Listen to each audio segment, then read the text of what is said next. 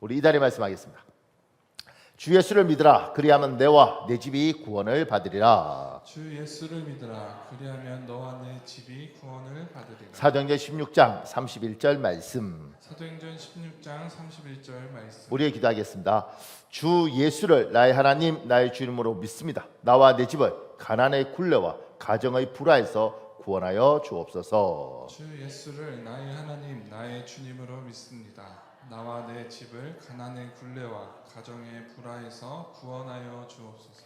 나와 내 교회를 영적 정체와 사탄의 공격에서 구원하여 주옵소서. 나와 내 교회를 영적 정체와 사탄의 공격에서 구원하여 주옵소서. 나와 내 나라를 경제적 위기와 강대국의 위협에서 구원하여 주옵소서. 예수님 이름으로 기도합니다. 나와 내 나라를 경제적 위기와 강대국의 위협에서 구원하여 주옵소서. 예수님의 이름으로 기도합니다. 하나님 여러분의 기도 들으신 줄 믿습니다.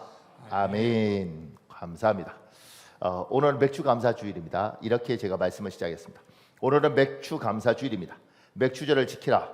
이는 내가 수고하여 밭에 뿌린 것의 첫 열매를 거둠이니라. 성경 말씀을 따라 보리를 거두는 봄이 끝나고 여름이 시작되는 7월 첫 주일에 한 해의 절반을 지켜주시고 인도해 주신 하나님께 감사하는 절기입니다. 우리나라에 보릿고개가 있었던 것처럼 이스라엘에도 보릿고개가 있었습니다. 보리 수확이 끝나고 1년의 절반을 지켜주신 하나님께서 남은 절반도 더욱 힘있게 도우실 것을 믿고 감사드리는 날입니다. 아직은 어려운 문제가 남아있는 상황이지만, 아직은 광야 같은 인생이지만 모든 축복의 근원인 하나님이 도우실 것을 믿고 감사드리는 날입니다. 그 밑에요. 오늘 주일 예배의 명칭은 맥주 주일 예배이거나 맥주절 주일 예배가 아니라 맥주 감사 주일 예배입니다. 감사라는 주제를 명칭에 꼭 첨부합니다. 근데 가만히 보면 감사라는 명칭이 첨부된 예배가 우리에게 많이 있습니다. 성탄 감사 예배, 임직 감사 예배, 개업 감사 예배, 첫돌 감사 예배 등입니다. 어떤 분들이 이렇게 질문하더라고요. 목사님, 우리가 뭐 보리 농사 짓는 것도 아닌데 맥주 감사 예배 뭐 이런 걸 할 필요가 있나요? 이렇게 질문을 하고 일리가 있는 이야기입니다. 그런데 우리나라에서 이제 이 성경을 우리에게 삶에 적용을 시키잖아요. 적용을 시킬 때 맥주 감사 주일 예배를 7월 첫째 주로 잡은 건 우리 인생에서 반드시 지금까지 상반기를 돌아보고 하반기를 어떻게 살아갈지를 결정을 하는 거고요. 그리고 상반기를 돌아보고 하반기를 돌아보는 가운데 감사라는 말을 넣어서 예배 안에 감사에 대해서 생각하도록 하는 거죠. 그러니까 우리 선배들이 감사라는 주제가 굉장히 중요하고 그리스도인들에게 꼭 감사라는 것들이 훈련될 필요가 있다고 생각했기 때문에 올해 중간인 여기에 맥주라는 상반기와 하반기를 생각하면서 감사라는 걸 적용하는 인생을 살라고 이걸 만들어 놓은 거예요. 오늘 이제 그 부분에 대한 이야기를 하려고 합니다. 1번요. 하나님은 이스라엘 사람들에게 의도적으로 감사를 가르치십니다. 감사가 사람에게 유익하기 때문입니다. 구약의 이스라엘 사람은 5가지 제사와 7가지 절기를 지켰습니다. 제사는 5가지입니다. 번제, 소제, 화목제, 속죄제, 속건제입니다.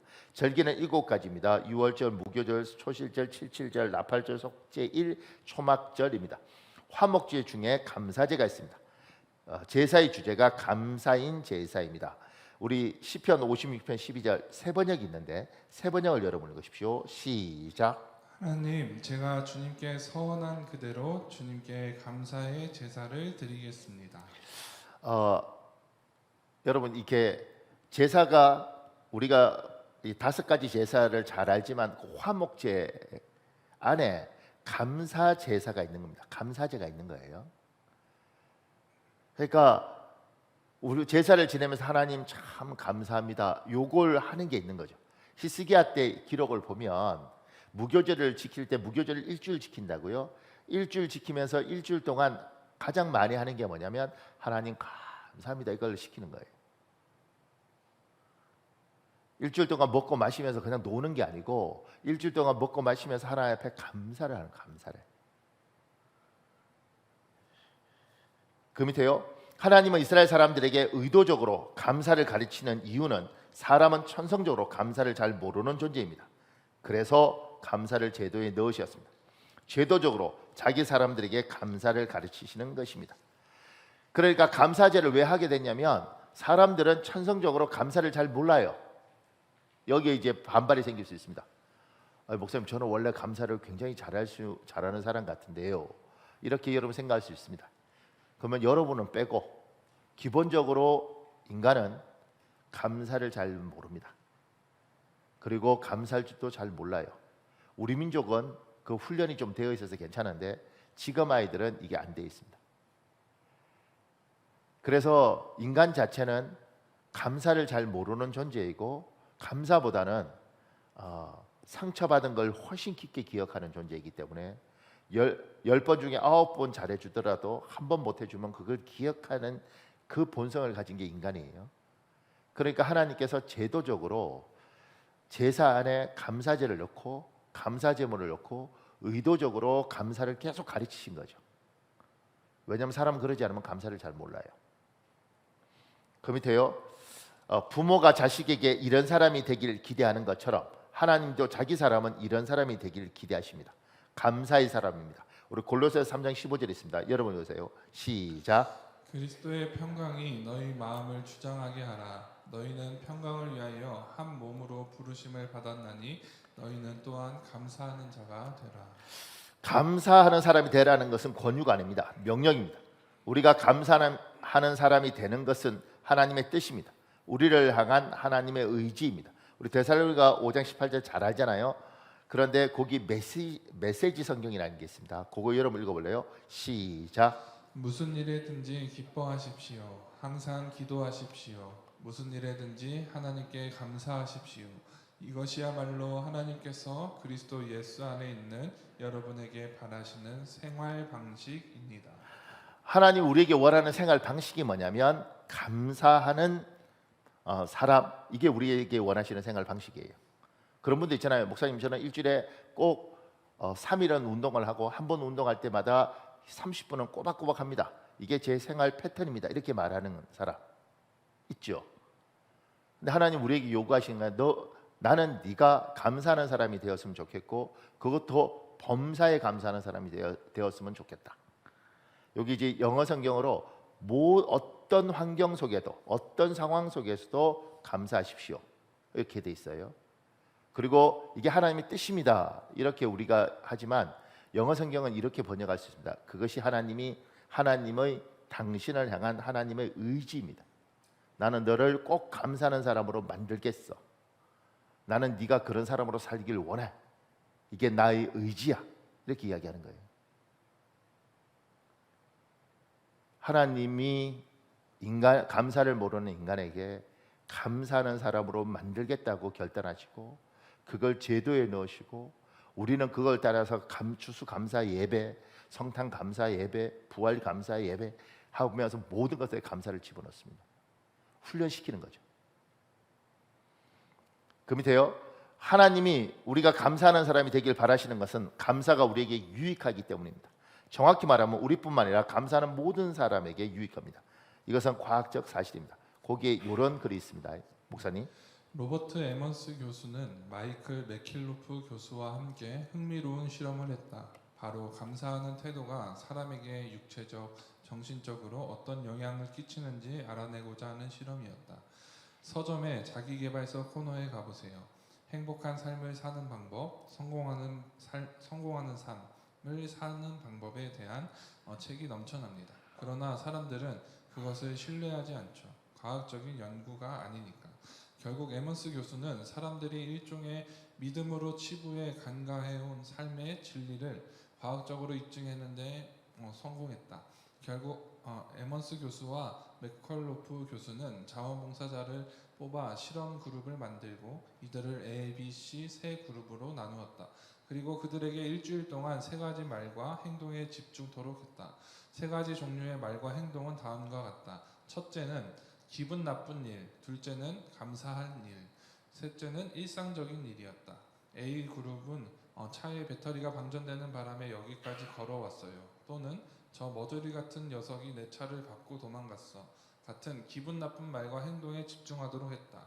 B 그룹은 고마움을 드러내는 데 집중하도록 했다. 예를 들어 제 남자친구는 정말 친절하고 헌신적이에요 라든가 그렇게 멋진 일출을 본 것은 처음이었죠. 깨워줘서 고마워요. 같은 것들을 말하는 것이다. C그룹은 옷장을 정리했어요. 나 구두를 샀어요. 같은 일상적인 말과 행동에 집중하도록 했다. 실험 참가자들은 일주일 동안 지시사항에 충실하게 행동했다. 그들의 심리를 분석한 결과 감사하는 태도에 주력한 B그룹의 사람들이 가장 행복감을 느낀 것으로 나타났다. 이유는 간단해요. 그들은 실험 기간 동안 좀 더 긍정적으로 자신들의 삶을 바라보게 된 것이죠. 두통이나 감기를 앓은 사람도 없었지요. 활동 지수도 매우 높았죠. B그룹 사람들은 분명 그들의 삶은 일주일 전에 비해 개선되었다. B그룹 참가자의 주변 사람들에 대한 조사 결과에서도 같은 패턴이 나타났다. B그룹 사람들과 친하게 지내는 주변 사람을 대상으로 조사를 했더니 실험 참가자들이 전보다 삶을 즐겼고 낙천적인 단어를 사용하는 빈도가 늘어났다고 답했습니다. 반면 A그룹과 C그룹에서는 그런 경향이 나타나지 않았다. 에먼스 교수와 맥컬로프 교수는 그들의 연구 기간을 좀 더 장기화해 보기로 했다. 1년간의 심층 분석 끝에 두 교수는 이렇게 결론을 내렸다. 매일 감사하는 태도를 연습하면 더 효과적이라는 것이 밝혀졌습니다. 즉 매일 무엇에든 감사하는 사람들이 남을 배려하고 즐거운 하루하루를 살아가고 있다는 사실이 드러난 것이죠. 감사하는 태도를 지닌 사람들은 질투를 느끼거나 신경질을 내는 경우가 많지 않았으며 좌절을 겪는 일도 현저히 적은 것으로 분석되었다. 감사의 마음을 갖는 데는 돈이 들지 않는다.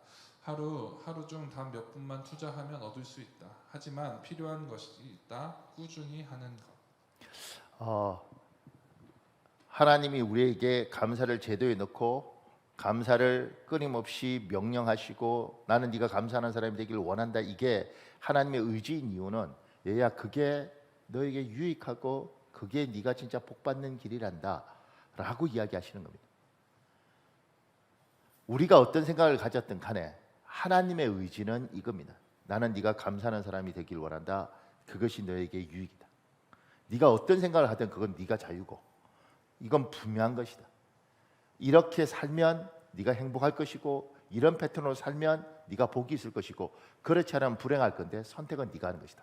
근데 나는 내 백성은 그렇게 살기를 내가 원한다. 이렇게 이야기하는 겁니다. 어떤 상황, 어떤 환경에서도 나는 네가 감사하길 원한다.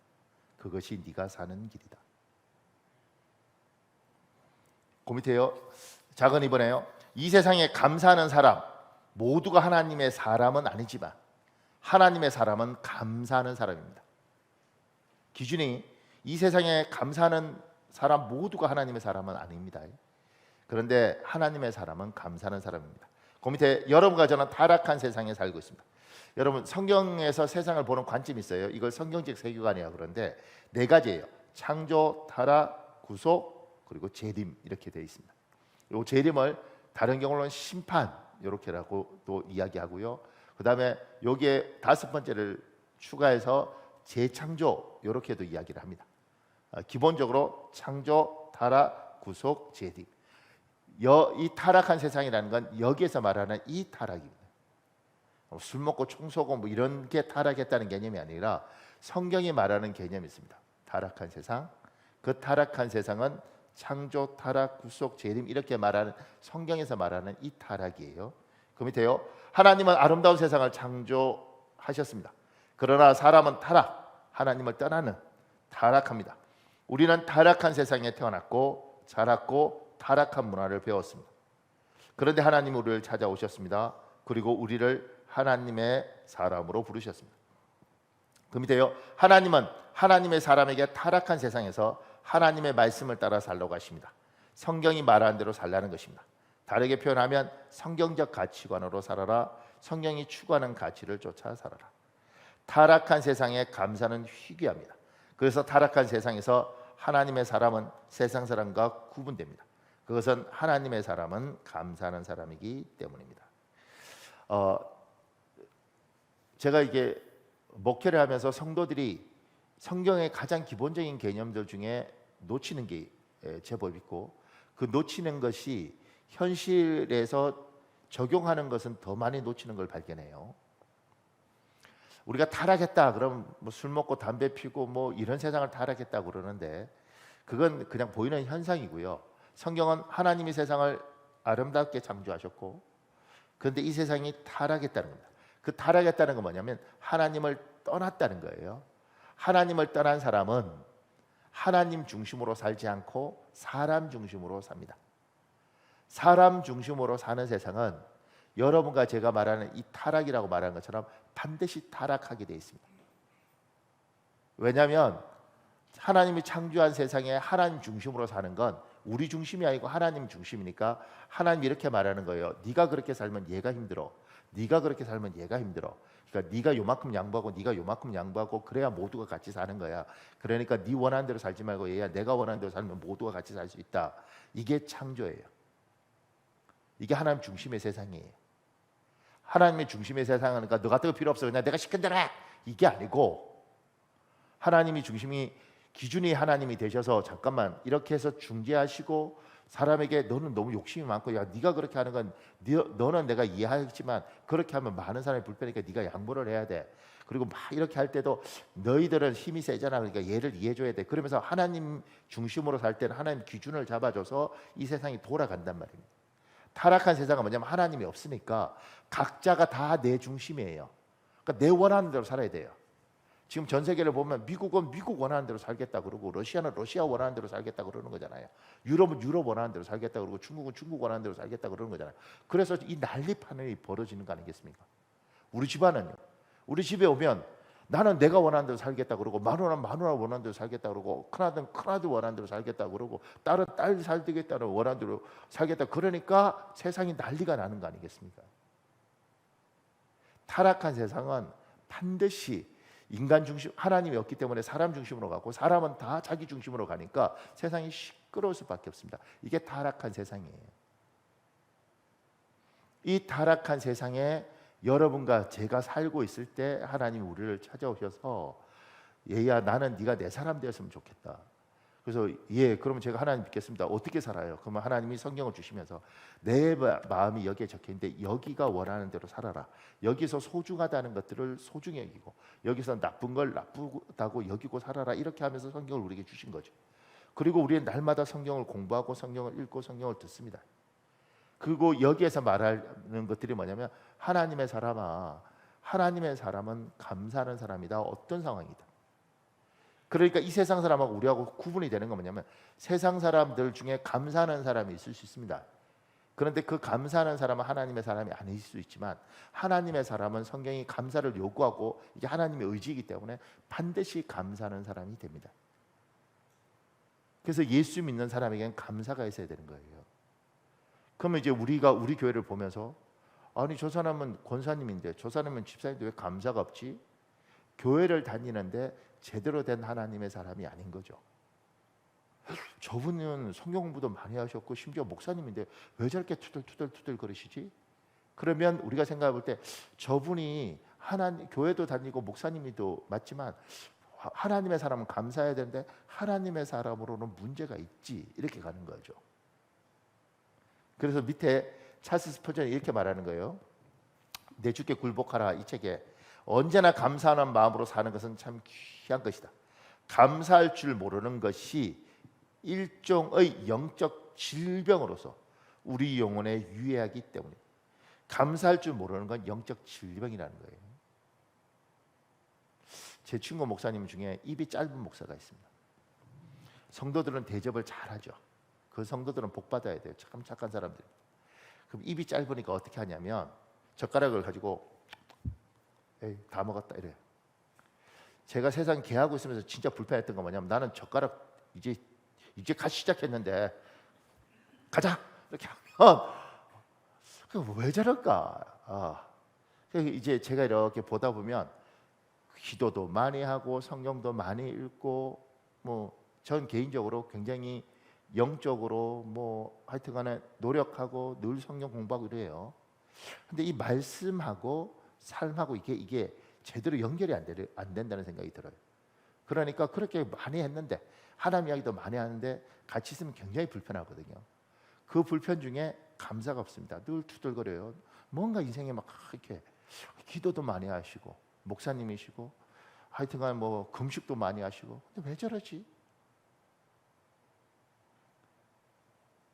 감사가 하나님의 사람은 감사하는 사람이고 이건 너무너무 당연한 겁니다. 우리 민족에게는 원래 감사가 있었잖아요. 어렸을 때부터 부모들이 가르쳤죠. 받으면 감사하다고 인사해야지, 고맙습니다 해야지 이렇게 했어요. 우리만 그런 게 아니고 미국에서도 지금 미국은 많이 변했죠. 원래 미국의 기독교 뭐 대부분이 교회 다니던 그런 시절에 기본적으로 처음 태어나면 아이가 배우는 말이 첫째가 엄마, 아빠가 아닙니다. 엄마. 그 다음에 아빠, 그 다음에 감사였어요. 미국에 쓴 책이 그렇게 나와요. 처음에는 엄마, 그 다음에 아빠, 그 다음에 감사합니다. 이게 세 번째 아이가 배우는 단어라는 거죠. 그렇게 해서 훈련시킨 거죠. 감사를 훈련시켰고 다행히 우리나라는 하나님을 안 믿었어도 유교 문화가 있어서 위아래 상하관계가 있으니까 인사를 자꾸 시키고 감사를 요구했고 고맙다고 요구했죠. 그러니까 타락한 문화 속에서도 이런 훈련들이 되어서 의지적으로라도 뭔가를 했는데 미국도 하나님을 많이 벗어났고 우리는 이제 유교도 끝났고 기독교도 쇠퇴해가고 있고 그러다 보니 감사가 점점 사라지는 거예요. 그리고 여러분과 제가 살아가면서 점점 감사가 없어진 거죠. 가만히 보십시오. 옛날에는 우리가 다 가난하고 부족하게 살았지만 그래도 감사하고 살았습니다. 부모한테 무조건 감사하고 스님한테 감사하고 뭘 하나를 해줘도 감사합니다 그랬잖아요. 지금은 감사가 없어졌습니다. 앞으로 더 없어지겠죠. 그리고 사람들은 더 불만이 충만할 겁니다. 이게 타락한 세상입니다. 그 타락한 세상에 하나님이 자기 백성이 요구하는 거죠. 내 사람은 얘야 감사하는 사람이다. 내 사람은 얘야 이 타락한 세상 속에서도 감사하는 것이 복이 있어서 그거 내 말대로 따라서 감사하는 사람이 내 사람이다 이렇게 이야기하는 거예요. 근데 이제 우리들 중에 똑똑한 사람은 근데 목사님 감사가 되나요? 뭐 억지로 시키니까 하는데 이게 우러나야 되지 않습니까? 뭐 이런 분들 있잖아요. 아유 뭐 감사하면 감사하겠습니다. 아 감사합니다. 뭐 이런 분들 있잖아요. 억지로 감사하라니까 하겠는데 감사가 돼야지.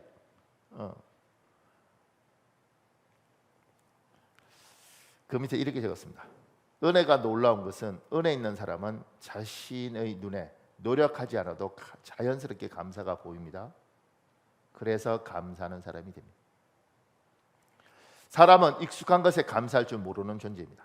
그러나 은혜가 오면 익숙한 것으로부터 노력하지 않아도 자연스럽게 감사를 발견합니다. 그래서 날마다 감사, 때마다 감사를 아는 사람이 됩니다.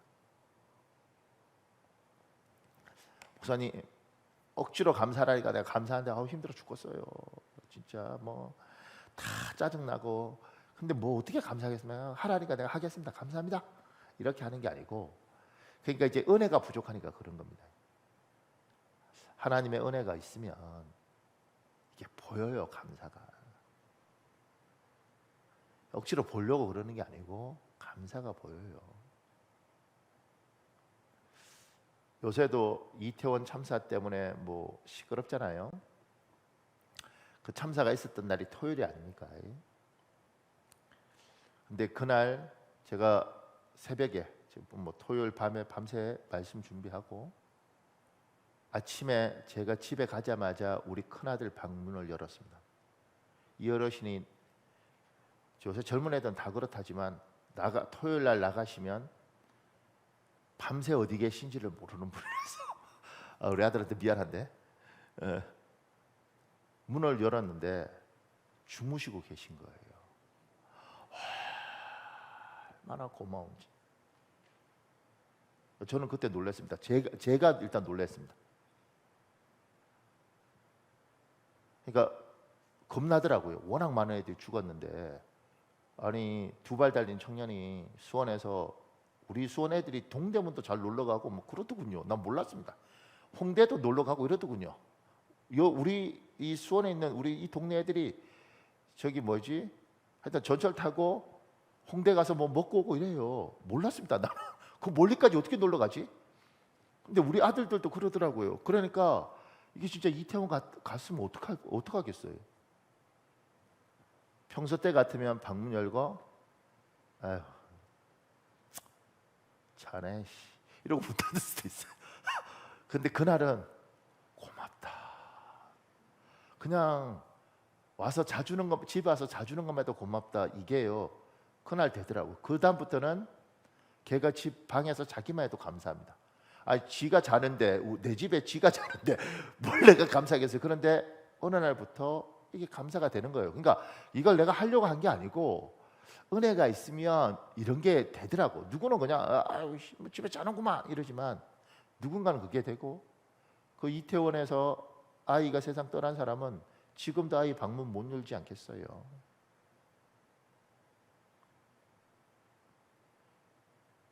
저는 성수대교 그 무너진 그때를 지금도 좀 기억하는데 왜냐하면 옛날에 제가 송파에 살았습니다. 그러니까 그 버스 타고 무학여고 애들 지나서 가잖아요. 그때 무학여고 무학여중 애들 막 죽었잖아요. 근데 그 아이들 중에 아침에 학교 다녀오겠습니다 이러고 못 들어왔다니까요. 어느 날 되니 우리 아들이 학교 다녀오겠습니다. 그리고 갑자기 이 생각이 들어요. 안 오면 어떡하지? 왜냐면 가방 들고 나갔다 안 오는 애들 많잖아요. 성수대교뿐만 아니라 집 나간 애들도 많다고요. 근데 돌아온 거죠. 그 다음부터는 뭐 학교 갔다가 제가 뭐 보통 집에 있을 때 얘가 들어오는 건 아니지만 제가 집에 있을 때 얘가 학교 갔다가 들어오면 격하게 환영하고 안아줍니다. 아들 학교 갔다 왔구나. 아니 뭐 전교 1등하고 왔냐고. 학교 가방 들고 학교 갔다 왔는데 그냥 아들 왔구나. 왜냐면 고맙잖아. 그게요 훈련시켜서 된 게 아니고 저는 하나님의 은혜가 있으니 어느 날 안 보이던 것이 보이고 안 보이던 것이 보니 감사하더라는 거죠. 여러분 모르시죠? 제가 이렇게 주일날 이렇게 쓰면 교인들이 이렇게 보다 보면 집사님 왔구나, 권사님 왔구나, 참 감사하다.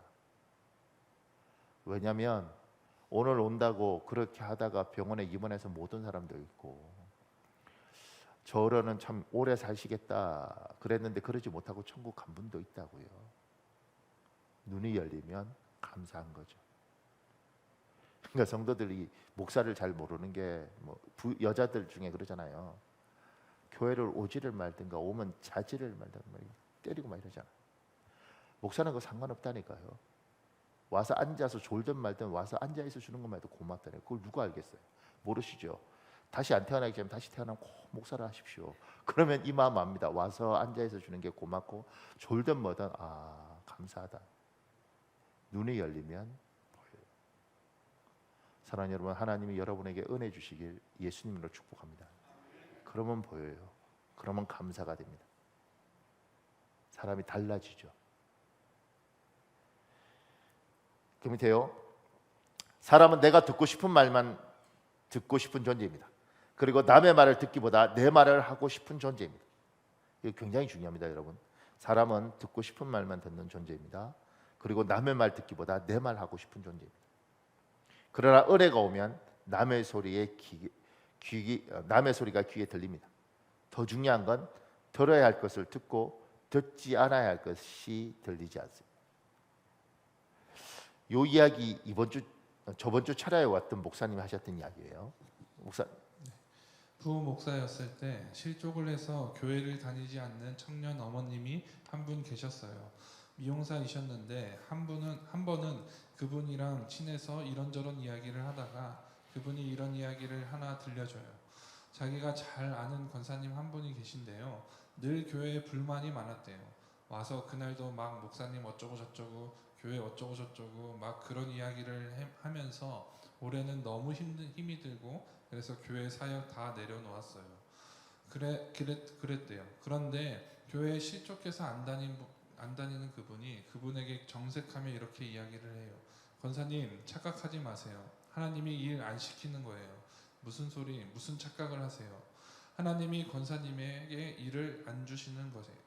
맨날 그렇게 불평하고 맨날 그렇게 하는데 하나님인들 화나지 않겠어? 일 안 주시는 거예요. 알아도 좀 제대로 하세요. 어떻게 권사님이 되어서 교회에 실족해서 안 다니는 나보다 못해요.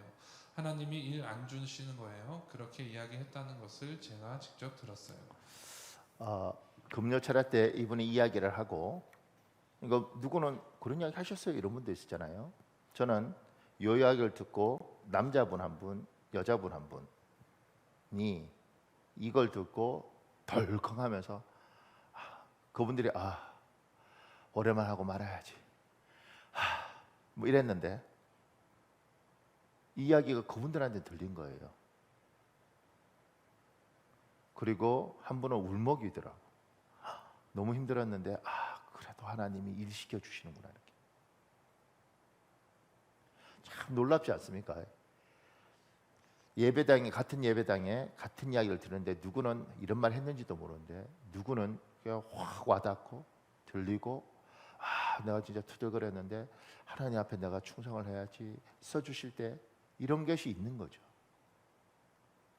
은혜가 참 놀란 건, 은혜가 있으면 들어야 될 게 들리고 듣지 않아야 될 게 안 들려요. 그래서 살아요. 제가 아는 지금 은퇴하셨죠, 나이 많으신 장로님인데, 그 장로님은 워낙 머리가 좋아서 고시 쳐서 5급 공무원이 되셨어요. 그리고 지방에 발령이 났는데 예수를 너무 열심히 믿으니까 이분은 딱 퇴근만 하면 회식 이런 것도 없는 거죠. 맨날 교회 가서 기도하고 주일날 봉사하고 이렇게 해서 3년인가 이제 그 지역에서 근무하고 다른 지역으로 옮기게 됐어요. 근데 옮기는 날 그 자기 밑에 5급 공무원에서 자기 밑에 직원들이 와서 저기 그때 계장인지 과장인지 과장님 죄송합니다. 우리가 3년 동안 과장님 왕따 시켰는데 너무 죄송합니다. 이랬대. 이분이 너무 놀랐대. 왜냐면 자기 몰랐대, 왕따된지.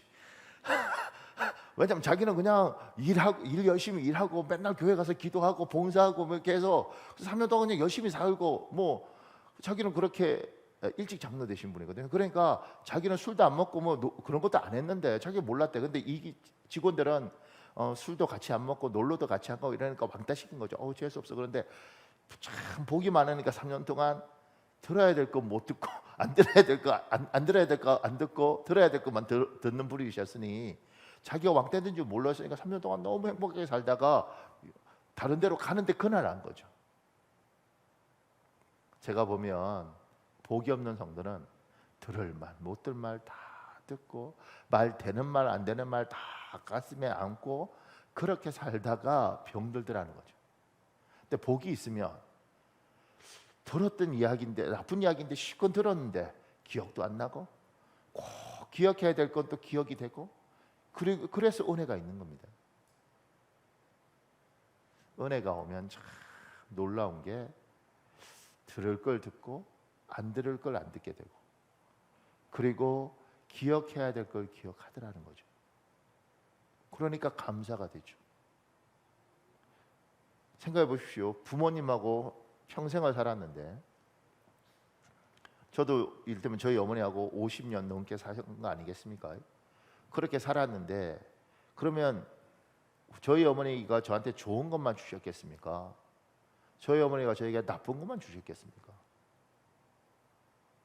근데 아름다운 것만 기억하고 있단 말입니다. 그러니까 고맙죠.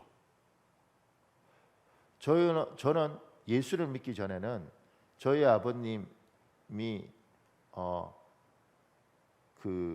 돌아가셨을 때가 64, 한국 나이로 그렇게 돌아가셨는데 65, 넷. 근데 돌아가셨는데 그때까지 저는 저희 아버지가 저한테 나쁜 것만 주셨겠습니까? 그렇다고 좋은 것만 주셨겠습니까? 근데 놀라운 건 제가 예수 믿기 전에 또 예수 믿고 결혼해서 우리 아들, 큰아들 낳을 때까지도 저희 아버지에 대해서 저는 나쁜 것만 있었습니다.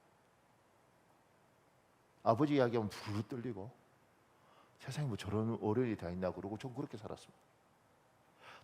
놀라운 건 예수를 믿고 목사가 되고 아이를 낳고 어느 날 지금은 나쁜 기억이 별로 없습니다. 그리고 좋은 것만 남아 있습니다. 문제 좋은 게 몇 가지 없어. 그런데 그것만 남아 있습니다. 그리고 천국 가서 아버님 만나면 내가 미안하다 그래야지 이렇게만 돼 있습니다. 똑같은 기억이라고요. 근데 어느 날 기억될 게 기억되고 잊어먹을 게 잊어먹고 나니 어른한테 미안한 거 외에 별로 남는 게 없더라는 거죠. 그분이 나한테 상처 주고 뭐 했던 건데 기억이 거의 없어요. 이거 뭐지? 인간의 내가 뭐죠? 근데 제가 예수를 믿고 은혜를 받고 나니 그렇게 되더라고요. 여러분 만나보십시오. 누구는 인생 살면서 자기 부모에서 푹 떠난 사람들도 많고 자기가 만났던 사람들 막 이러는 사람도 많고 자기 인생에 대해서 막 이런 사람도 많습니다. 심지어 교회 목사님에 대해서도 막 이런 사람도 있습니다. 근데 누구는 만나보면 참 아름답습니다. 왜 그러죠? 이 사람은 뭐 좋은 것만 받았을까? 이 사람은 나쁜 것만 받았을까? 근데 은혜가 있으니 어떤 것들은 크게 받았는데 좋은 것만 받았고 나쁜 건 작아져서 잘 보이지도 않고 심지어 깜빡깜빡하는 나이가 돼서는 이거 다 까먹고 그때 뭐 좋은 것만 했었겠어. 근데 참 이렇게 바뀌더라는 거죠. 그러니까 사람이 건강한 거예요. 같이 이야기해 보면 별로 마음이 상한 게 없는 거죠. 상처 안 받았어? 받았겠지. 그런데 그건 잘 기억 안 나. 하여튼간 난 좋았는데 이렇게. 이거요 부부 사이도 가만히 보십시오. 한 40년 살았는데 40년 살면 좋은 것만 있겠습니까? 근데 40년 살면 나쁜 것만 있겠습니까?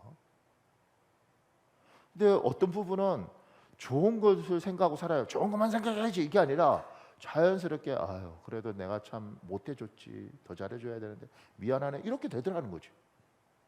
근데 누구는 나쁜 것만 줬겠냐고. 근데 말도 하지 말라고 지긋지긋하고 이렇게 가는 거죠. 왜 그러지? 은혜가 있으면 예쁜 걸 사람이 많은 것들 중에 예쁜 것만 기억하는 거예요. 그렇게 되더라고. 그렇게 됩니다. 저는 제 처음 우리 교회 한번 오셨잖아요. 제가 처음 모셨던 그 담임 목사님은 저한테 뭘 잘해주셨지? 잘 기억이 사실 할 수 없어요. 근데 뭐 고생한 건 엄청 많거든요. 몸이 부셔지도록 일을 했습니다. 그런데 지금 돌아보면 그분이 나한테 상처 줬다는 생각이 별로 없습니다. 기억도 잘 안 납니다. 그냥 고마운 것만 생각하죠. 그래서 지금까지 그 어른한테 스승의 날이면 항상 선물하고 전화드립니다. 어느 날 제가 기특하고 그 다음에 하나님 앞에 감사하게 되더라고요. 그분이 나한테 해준 게 뭐 있을까 생각해 보면 나는 잘 모르겠어요. 그냥 단지 아무것도 모르는 사람 전도사로 서줬다는 거. 그냥 그거 하나에 감사하고 내가 처음 전도사 사역지였으니까 어른한테 늘 감사하고 그리고 어디 가면 그래도 내 스승이니 이렇게 이야기하고 근데 가만히 생각해 보면 그분이 내가 유학하고 다닐 때 뭐 돈을 한 푼 주셨습니까? 아니면 우리 교회 와서 내가 이렇게 할 때 우리 임지식 할 때 화분을 하나 보내셨습니까? 아무것도 안 하셨습니다. 근데 괜찮아. 그냥 그렇게 되더라고요. 왜 이렇게 됐을까? 저는 이걸 은혜라고 생각합니다. 근데 여러분 가만 보십시오. 은혜가 있으면 부부 사이든 가족 사이든 교회이든 그렇게 되더라는 거죠. 은혜가 없으면 야 세상에 니만큼 복 받은 사람이 어디냐? 복 받기는 뭘 받아? 이렇게 가더라는 거지. 제가 그 밑에 이렇게 적었습니다. 사람은 감사한 마음은 있어도 감사를 말이나 글로 선물로 잘 표현할 줄 모르는 존재입니다. 그러나 은혜가 오면 점점 더 감사한 마음을 잘 표현할 줄 아는 사람이 됩니다. 저도 타고난 천성이 이게 안 돼서 굉장한데 힘든데 점점 변해가더라고요. 하나님 은혜가 그렇게 만듭니다. 밑에 이렇게 글을 붙였습니다. 감사를 느끼지만 표현하지 않는 것은 선물을 포장해 놓고 주지 않는 것과 같다. 뭐 누가 나한테 목사님 이런 말할 자격이 있습니까? 자격 없습니다. 나 잘 못합니다. 해야죠. 어느 날 되면 하게 되는 것 같아요. 하나님이 그렇게 만들어가는 것 같아요. 굉장히 쑥스럽고 민망스럽고 그럼에도 불구하고 감사합니다. 고맙습니다. 제가 태어나 자란 동네는 절대 편하지 않습니다. 지금도 안 있는 게 저희 아버님이 어머님한테 고맙다 이 말 하기 싫으니까 네가 죽으면 내가 많이 울어줄게 이랬다고. 우리 어머니 그거 하나 갖고 버티셨어요. 근데 이 여러분 먼저 돌아가셨잖아. 저희 어머님 이런 말 하시죠. 그거 하나도 안 해줄 것 같다고. 먼저 돌아가시고 좀 울어라도 주셔야 되는데 확 돌아가셨으니. 감사한 것 표현하는 것 쉽지 않습니다. 마음만 있죠. 저희 동네는 속이 깊다고 이야기해요. 속정 깊다고 이야기하는데 그 속정 깊은 것 진절이 납니다. 예수님 그거 원하지 않습니다. 고맙다고 해야 되는 거죠. 그 밑에요. 오늘은 맥주 감사주일입니다. 상반기를 인도해 주신 하나님의 은혜가 감사하고 하반기를 하나님의 은혜 가운데 힘있게 시작하시기를 예수님 이름으로 축복합니다. 사랑하는 여러분, 우리 10분 기도할 수 있습니다. 하나님 은혜 주십시오. 하나님 은혜 주십시오. 은혜 주시면 볼 걸 보고 들을 걸 듣고 안 볼 걸 안 보고 안 들을 걸 안 듣게 하신다 그러셨으니 하나님 은혜 주십시오. 은혜 주시면 자연스럽게 감사가 보이고 감사할 걸 감사한다 그러셨으니 은혜 주십시오. 은혜 주시면 속정만 있는 것이 아니라 감사를 겉으로 표현한다고 그러셨으니 은혜 주십시오. 하나님 은혜 주십시오. 감사를 모르는 이 세상에서 당신의 백성은 감사하는 백성인데 하나님 나는 잘 안 됩니다. 천성적으로도 잘 안 됩니다. 훈련받지도 못했습니다. 그러니 하나님 은혜 주십시오. 고마운 사람에게 고맙다고 말할 수 있는 은혜 주십시오. 하나님께 감사할 수 있는 은혜 주십시오. 시간에 주여 한번 간절히 붙이고 우리 기도하겠습니다. 주여 아버지